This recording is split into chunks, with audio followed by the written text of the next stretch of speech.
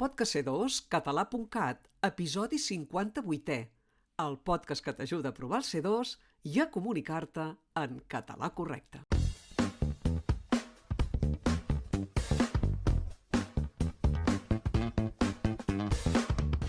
Ja tornem a ser aquí per ajudar-te a superar amb èxit l'examen de C2. En aquest episodi parlarem dels errors més freqüents que s'han comès a l'àrea oral dels exàmens de C2 fets darrerament. Si t'estàs preparant per examinar-te d'aquest nivell o d'altres, queda't amb nosaltres perquè el que t'explicarem et pot ser molt útil. L'examen oral de C2 és una prova en què es valora no només la correcció gramatical, lèxica o fonètica, sinó també la coherència, la fluïdesa i la riquesa expressiva. Havent d'estar atents a tants aspectes de la llengua, és normal que els nervis o la falta de pràctica facin que cometem errors evitables. Avui repassarem alguns dels errors que més s'han comès en el darrer examen, perquè els puguis tenir en compte i no cometre'ls el dia de la prova. Abans de dir-te'ls, però, et convidem a detectar-los i a corregir-los. T'expliquem la dinàmica de l'activitat que et proposem, que, si ens segueixes, observaràs que és més o menys la de sempre. Primer llegirem un petit fragment en què hi ha els diversos errors. Mentre escoltes la lectura, tu has de detectar-los i corregir-los. Els errors són de tota mena, fonètics, lèxics, gramaticals, i són només una petita mostra de tots els errors que expliquem al nostre curs de c2català.cat. Són errors que sentim en el nostre dia a dia i que pràcticament passen desapercebuts per a la majoria de la gent. Però això no els justifica, i menys quan s'aspira a obtenir el certificat del nivell més alt de coneixements de la llengua catalana. Detecta'ls i, com fem sempre, al final d'aquest episodi te'ls direm. Estàs a punt? Comencem. Primera lectura. Aquest projecte ha estat dissenyat per oferir una mínima expressió dels recursos disponibles. L'emissor del projecte, en atendre a la premsa, ha volgut destacar que ens hem d'acostumar a que les tecnologies canvien ràpidament, per lo qual caldrà que ens adaptem a les novetats amb rapidesa. En quant als resultats del projecte, us avancem que són prometedors, ja que es fonamenten en un anàlisi exhaustiu que abarca les diverses hipòtesis de les que disposem. Quants n'has detectat?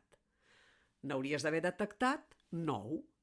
Si n'has detectat 9 i són els que han de ser, et donem l'enhorabona perquè tens un bon coneixement de la llengua. Però si n'has trobat més de 9 o menys, t'aconsellem que ho tornis a intentar fins a trobar-los. Com t'hem dit, aquests 9 errors només són una petita mostra dels que es cometen. Malauradament se'n cometen molts més, però la bona notícia és que els pots evitar. Al nostre curs n'hem recollit més de 50. Te'ls expliquem i et proposem activitats perquè puguis conèixer-los i evitar-los a l'examen i sempre, en qualsevol situació. Bé, però si tot i haver intentat trobar els nous errors amb tenacitat o amb l'ajuda d'amics, familiars i coneguts no ho has aconseguit, tot seguit te'ls direm.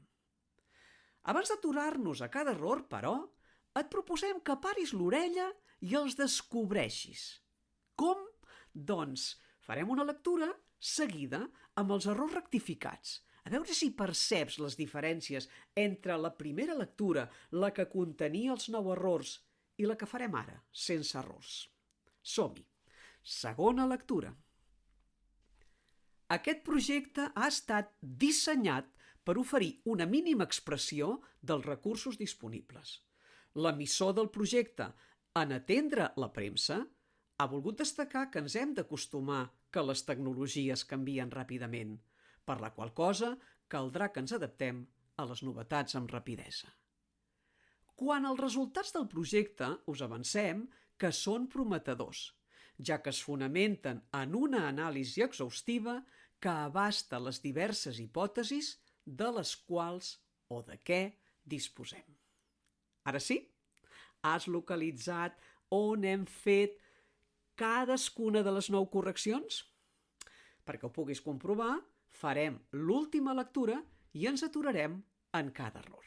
Som-hi! Tercera lectura.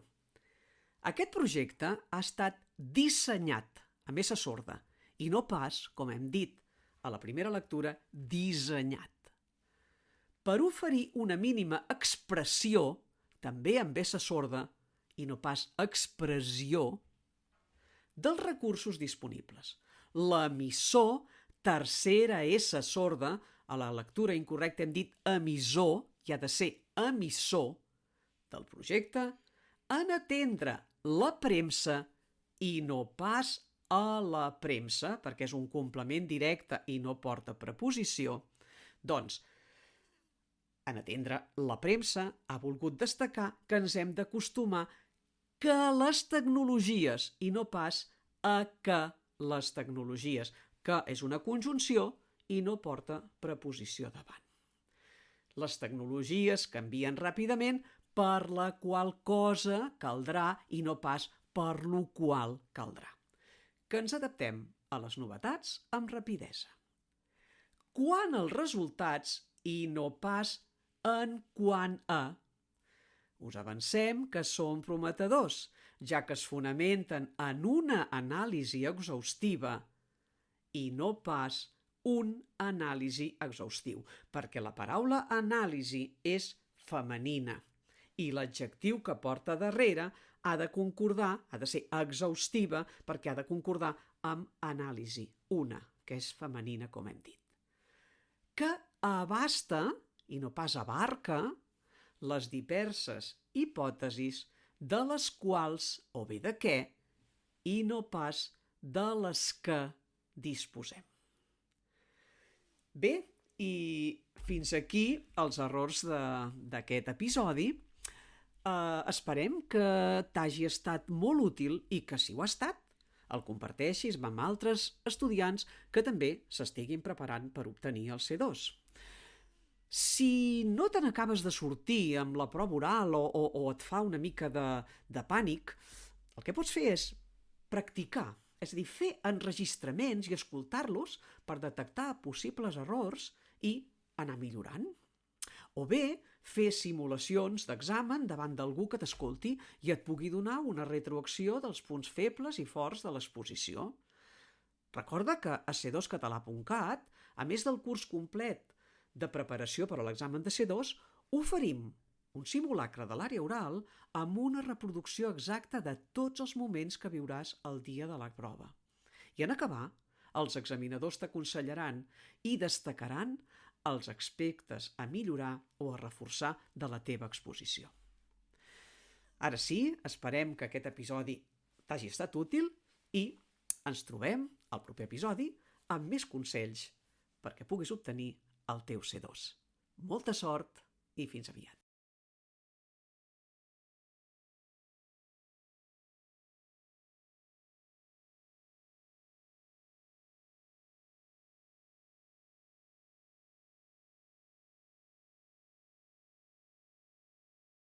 Ens trobem al proper episodi amb més consells per al teu C2. Molta sort i fins aviat!